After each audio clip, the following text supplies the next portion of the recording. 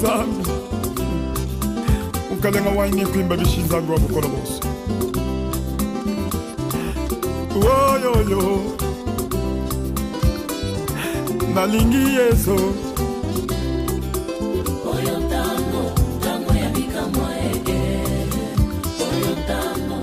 Shalom, shalom, peuple de Dieu, que le bon Dieu vous bénisse. C'est votre émission, la page de l'évangéliste. Souvent, vous suivez cette émission à la bouche des serviteurs de Dieu, l'apôtre Mokunze, qui est absent aujourd'hui, par ces billets que nous sommes là pour vous parler de la part du Seigneur. Page de l'évangéliste, c'est une émission par laquelle Tolobelaka, tout ce que l'évangéliste Claude Kabundjo Alessa, Dieu est en train de faire dans Nzela, il y a appel naye pe ya vision munene o nzambe apesaye. Et le lot naye ko pe sabino mbote pe ko tali sabino makambo oyo nzambe azako sala na ba vie ya bato. Vous savez, nous sommes dans un monde où Dieu nous a révélé, quand on lit la Bible dans le livre d'Apocalypse chapitre 7, que Satan est bel et bien Lucifer, a été précipité sur la terre. Et la Bible dit, malheur à vous, la terre, parce que Lucifer et Satan est précipité vers vous. C'est-à-dire que tout ce que nous rencontrons, nous traversons dans ce monde, c'est parce qu'un jour, cet homme Satan est descendu. Il est venu pour détruire, dérober, égorger. Selon la parole, lui-même Christ a dit que les voleurs viennent que, selon Jean 10, les voleurs viennent que pour détruire, dérober et égorger. Moi, je suis venu afin que vous donniez la vie et cette vie soit dans l'abondance.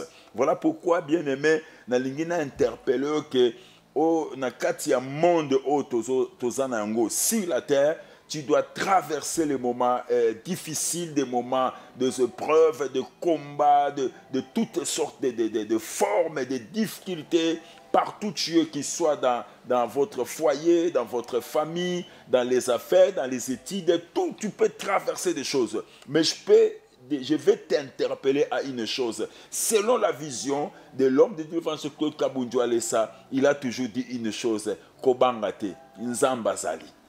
Et si Nzambazali, oui, Nzambazali, Nzamba Kabundjo Alessa, il est capable de changer ta situation. Les choses impossibles qui soient transformées au possible. Là où il y a le combat, Dieu est capable de transformer ce combat à la victoire. Là où il y a l'humiliation, Dieu peut changer cette humiliation à la gloire. Voilà pourquoi j'aimerais que tu sois réconforté, que tu puisses avoir la foi. Je vais te communiquer cette foi. Communiquer cette foi parce que quand on suit les messages de Claude Kabundjo Alessa, il a dit une chose. Dans Ésaïe chapitre 11, verset 10, Jésus-Christ est notre bannière. Voilà pourquoi on a élevé le drapeau cette année pour dire que partout nous sommes, on a élevé ces drapeaux, ces drapelets dans nos maisons, partout dans nos véhicules pour dire que Jésus-Christ est notre bannière de victoire. N'ayez pas peur, ne désespérez pas. Jésus-Christ est encore là pour changer ta situation, est encore là pour changer. Le Dieu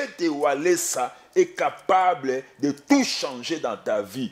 Alléluia, gloire au Seigneur. Je sens déjà l'onction là qui est en train d'affecter beaucoup de gens pour bénir, pour élever la vie de plusieurs. Nous allons suivre un témoignage. Ce témoignage nous a tous touchés en voyant cette femme. Il était lié, envoûté, bloqué par la puissance de la famille. Elle habitait dans la parcelle familiale. Tout était bloqué en elle. Avant de faire beaucoup de commentaires, suivons ce témoignage. Papa, bakanga biso na uti na zamba na salibanga. Papa banda tobotama. Tobalate, vie kenda kaliboso te. Tovandala ndako bapara kolela na kolela. Oteka mumbongo yo papezo simbate. Oteka maya malile zo simbate. Bana peto boti bazo balate. Kote ya famille tata mwasi na biso ba pambwa mabakenda liboso. Balinga kabiso te ata basali ba feti babenga kabiso te poto za ba pauvre. To kende kotia nini na ba feti na bango papa.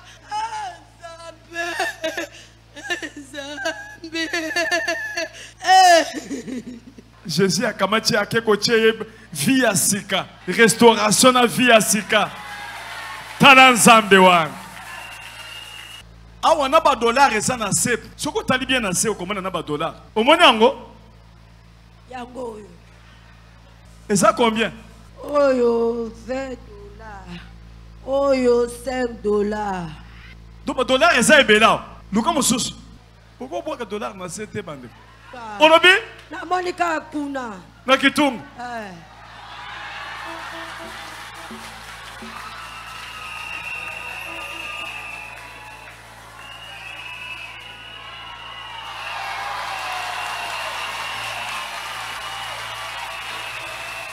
Oko kende na ngwe pa na yo.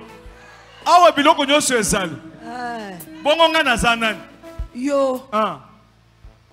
Yo zali évangéliste Claude Kabundi Walesa, ministre de Défense.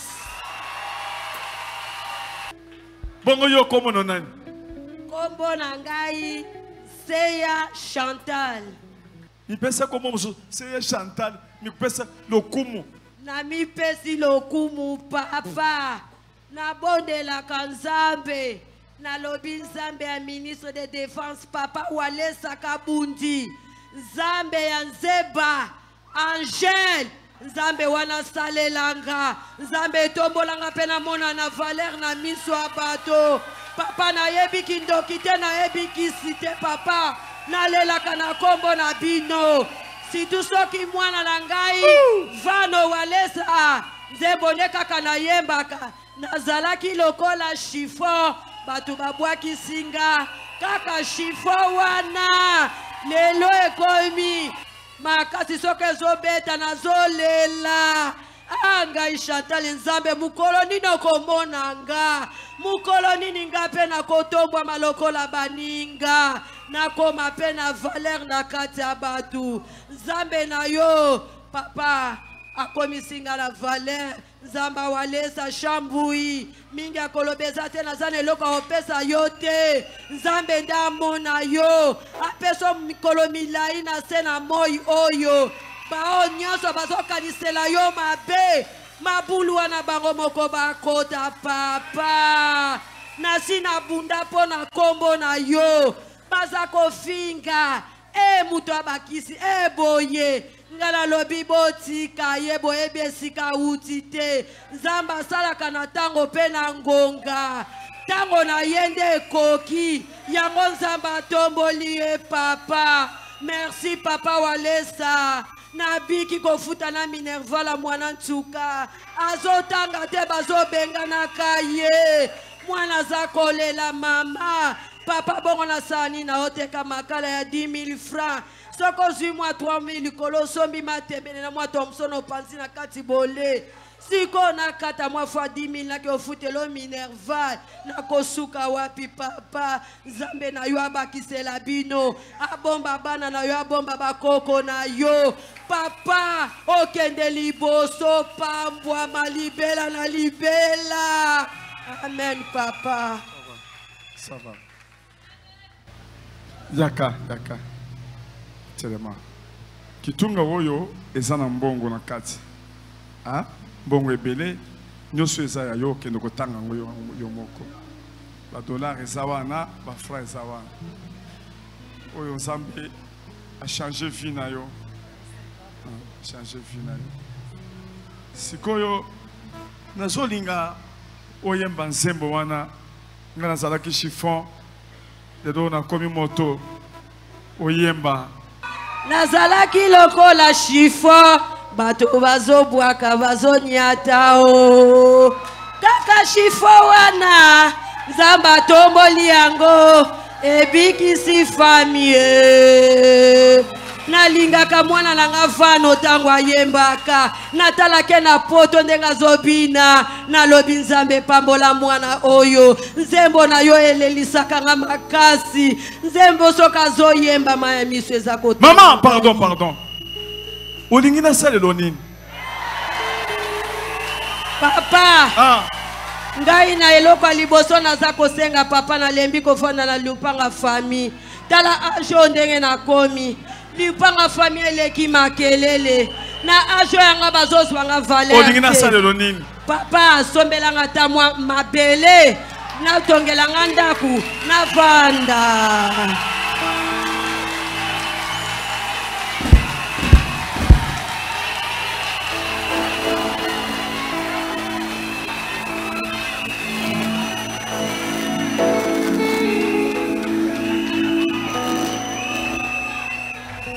azosomela lopango.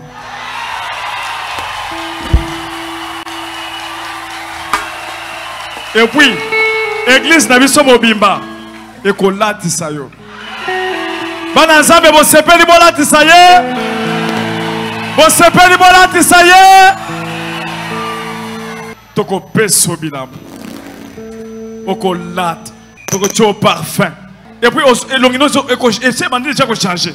Na moni elongi bandi ko changer. Et puis oyoki pepele. Zoto papa. Alléluia! Alléluia soué! Alléluia! Mama Salaboy. Le papa ndoki bosuki. Bandoki bosuki. Osuki. Osuki. Nako bala. Nako bala. Nako somba lopango. Nako somba lopango nako vanda na bana na ngai. Salaboy. Le ba Jésus. Jésus. Jésus. Jésus. Jésus. Jésus. Jésus-Christ. Jésus-Christ. Crucifié. Est-il pris? Tchana mutu.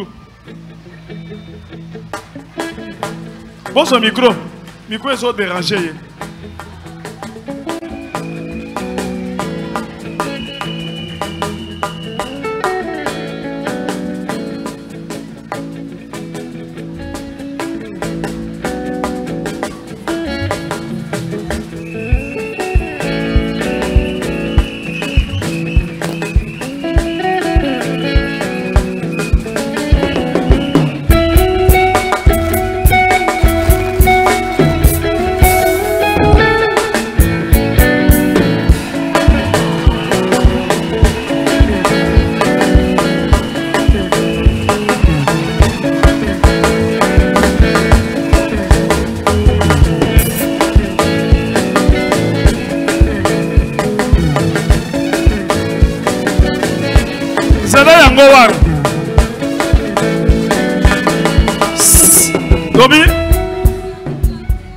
Onobi bakobotolo na nzela okolala awa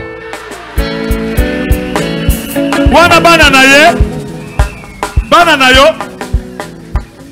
oh bana na ye bayoko yamba mama na uniforme oh c'est quoi ça bokende bofanda bopesa bako place bafanda wana.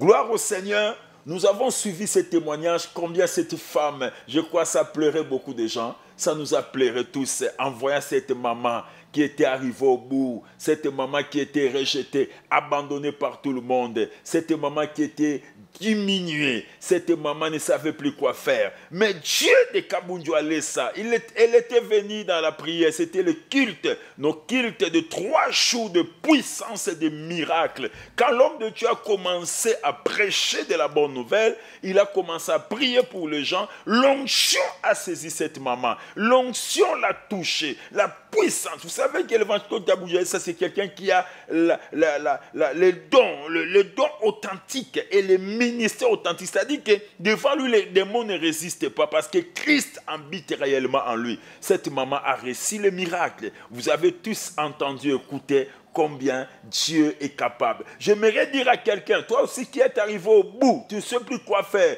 abandonné, marginalisé, humilié par tout le monde, tu n'as même pas de valeur, même là où tu habites, maman, papa, tu n'as pas de valeur, tu es en Europe partout, tu n'as pas de documents, tu habites derrière les gens, tu travailles derrière aux documents des autres, tu fais dans des travails noirs, oh gloire au Seigneur, mais j'aimerais te dire, ce que Dieu a fait à cette maman, il est capable de faire pour toi aussi. Est-ce que tu peux me donner un amen? Que le Dieu de Walesa te bénisse. Gloire au Seigneur. J'aimerais qu'on lise un chapitre dans la Bible. C'est le psaume chapitre 34, verset 5. Le psaume 34, verset 5, la Bible dit, « J'ai cherché l'Éternel et il m'a répondu. Il m'a délivré de toutes mes frayères. » Alléluia. quand on cherche l'Éternel, on tourne les regards rayonnés de joie. J'aimerais dire à quelqu'un, ne désespère pas. Ne désespère pas. N'abandonne pas encore ta foi. Le Dieu de Wallace est capable de tout changer dans ta vie. Regarde cette maman. Cette maman était arrivée au bout. La Bible est claire. Vous savez, quand l'homme de Dieu prêche la bonne nouvelle, ça nous fait du bien. Alléluia. Quand il prie pour les malades, ça nous fait du bien. J'aimerais qu'aujourd'hui, qu'on puisse savoir une chose.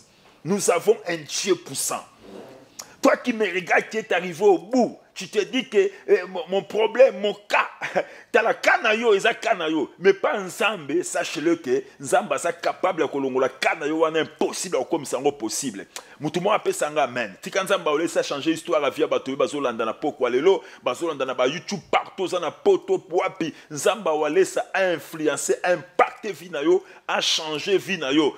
Boyebi ke to komi na moment moko to na mois de décembre ba combat ba problème ba difficulté mais Nzamba ko changer ozo koma maman le pango nazo sakola ngo likolo na yo Nzamba zo changer histoire à vie na yo yo simba mbongo te ba vie na yo ba condamna yo na govanda na lupango oko simba eloko to kende liboso te Nzamba zo changer histoire à vie na yo okope sanga amen moka bien na linguiste kota na mo profondeur et ça na maman moko avant di na ndako na mwana azalaka so aloti ndoto akobuka na koipa bukani. Alléluia. Mwana akomaki na suka. Mwana oyo ba docteur ba condamné. Oyebi ozana mwana zana âge moke, oke na hôpital ba lui ba les chaises roulantes. Mwana oyo ba pesa ye ba cours ba tangisa ye pour vina ye mon vendre na chaise roulante. Oh bien-aimé, même si tu es arrivé au bout, moi je crois qu'il y a un Dieu quelque part, un Dieu qui peut changer l'histoire de ta vie. Le Dieu de Wallace est puissant. Bien aimé, maman a commis au bout. Bien aimé, parfois situation na mono tali ngolo bi kenga esili ponanga. Famille na biso esili. Au commis désespéré na souka, mais na zoeb c'est loko moko. Il y a un homme qui était monté sur la croix. Jésus-Christ est crucifié et ressuscité après 3 jours. Le Dieu que Wallace prêche, le Dieu que Wallace déclare nuit et jour, il est capable de changer ton histoire. Gloire à Jésus. Alléluia. Robo Shakaba. Zamba tombola mutumoka changer histoire à vie nae. Na lintolanda témoignage oyo ya maman na biso après na souka to mekanan ko lobela mo loko moko. Réalisateur papi balancer biso na loko wana. Opposant sengo. Nazane sengo papa puisque ngape na olela susute.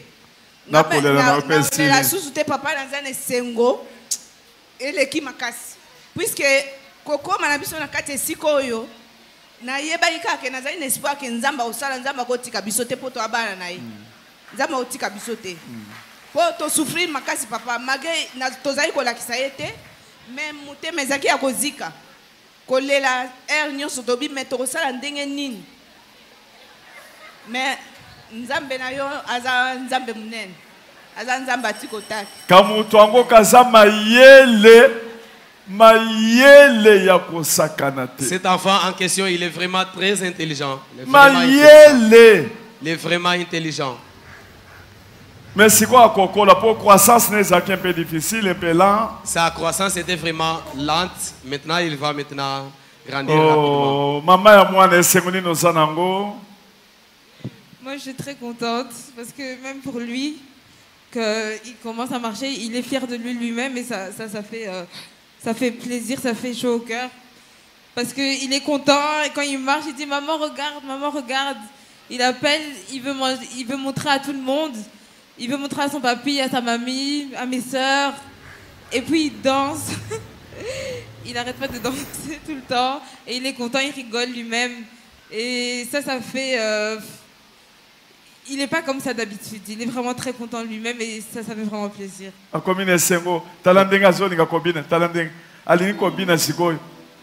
Nazana isengo makasi poete mwana bandi kotambola et puis nazomona mwana yemo kwa sana isengo makasi tango zo tambola.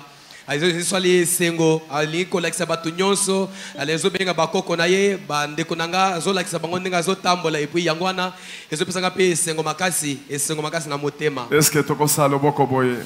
Est-ce que nous pouvons balancer la main? Dieu est vivant. Gloire au Seigneur. Merci Saint-Esprit. Oyebi esali ba chair de poule, ba yaki na kilt.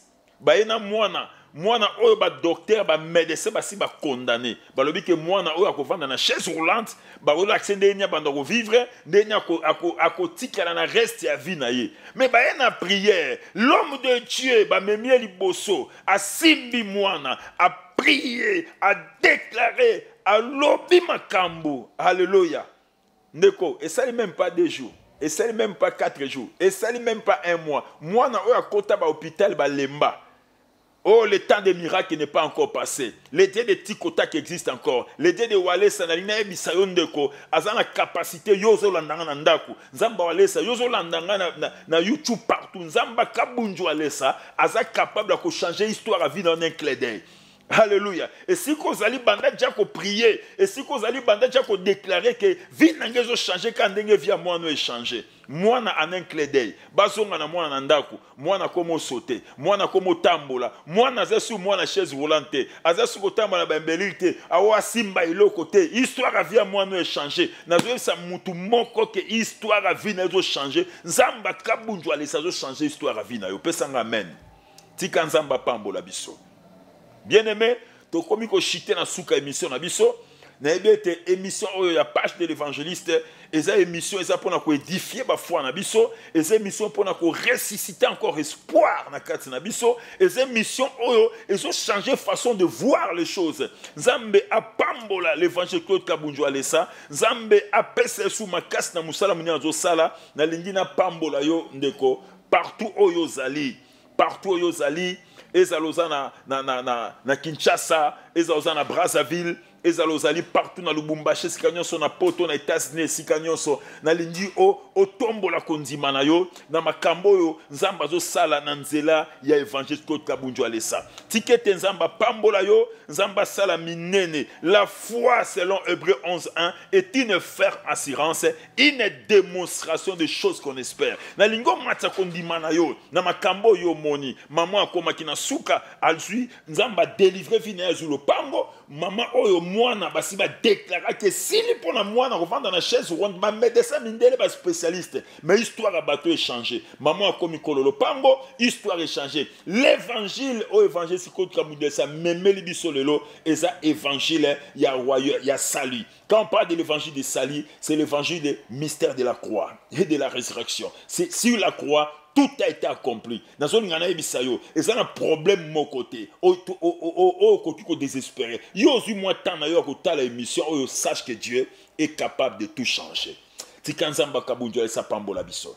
Biso to ali centre de réveil spirituel ou aller sa ministrise, yo so landa biso na télévision, to ali na bon marché sur l'avenue Bokango numéro 205.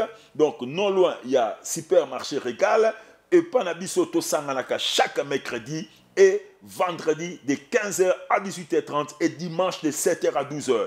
Et mardi na jeudi, tozala kanaba moment ya délivrance. Tongo tipo quoi délivrance. Bien aimé, nazo invité yo yaka. Nzamba oselo makambo tikala komona te. Tika nzamba Kabunju alesa a pambola biso a changé ba histoire à vie na biso. Nazo pambola bande konyonso bazalaki na ligne bande kolando bazo benga na moni téléphone ezo bouger moi mingi na pamboli Hilda Momba na pamboli Diacre Chiwa na pamboli Maman Mapi et papa Guillaume Zusi kuna na États-Unis na pamboli Maman Abigail Emmanuel David kuna na Canada na pamboli Alphonse Kani Maman Fifi kuna na France Sœur Stéphanie na pamboli bino na pamboli mon ami Gédéon Kabouya na pamboli Marquis Kapiamba na pamboli Josaphat Kapepula Diacre Kato a pambolama na pamboli papa Arma Mutombo na pamboli papa lui Willy a pambolama na pamboli bandeko ebele bozolanda biso par-ci par-là o bolande mission o tikanzamba Kabunju alesa a changé ba histoire ya ba vie na bino. Je crois que les dieux que nous prêchons, les dieux que nous essayons de vous parler, il est un Dieu fidèle. Tikete Nzambe a pambola yo Umberto Fayulu na moni bande comme bazo benga awa baza en ligne na ebe ke Nzambe asunga biso dia ke katonza pambola yo maman na biso Mapi Nzamba Pambola yo, Stéphanie Nzamba Pambola bino, bande Kognonso partout, Françoise Mbouyi Nzamba Pambola yo, mon ami là-bas en Allemagne. Que le bon Dieu vous bénisse, maman Nanette, Nzamba Pambola, maman Jacqueline, Ebe Kebolandi Ebele, partout dans la ville à Kinshasa, Tikanzambe à Pambola. J'aimerais prier pour vous, que la grâce de Dieu repose sur vous. Le Dieu de Kabunjo Alessa soit une bénédiction pour vous. Je sais que Dieu qui a fait dans la vie de cette maman, qui a été arrivé au bout, il y a souka vinaye, a comment qui désespéré, bloqué, Zamba changea qui histoire vinaye. Maman oyo moi na bazali da condamné na ba médecin ba lobe sili. Mais le Dieu de Walesa, c'était le Dieu qui donne encore l'espoir, le Dieu qui change la situation des gens. Voilà pourquoi je prie que ce Dieu puisse te toucher là où tu es, qu'il apporte la solution à tes problèmes dans le nom puissant glorieux de Christ Jésus. Que le bon Dieu vous bénisse. Moi, c'est votre humble serviteur, l'apôtre Mania du ciel. L'apôtre Mania du ciel, il est parmi les serviteurs de Dieu au sein des centres de réveil spirituel et le président de la sensibilisation. Que Dieu vous bénisse. Aujourd'hui, nous sommes là avec vous dans le page de l'évangéliste. Oh, Zami. Ukalenga waini kwimba bishinzangu wa mukolo bose. Oh yo yo, nalingi Yesu.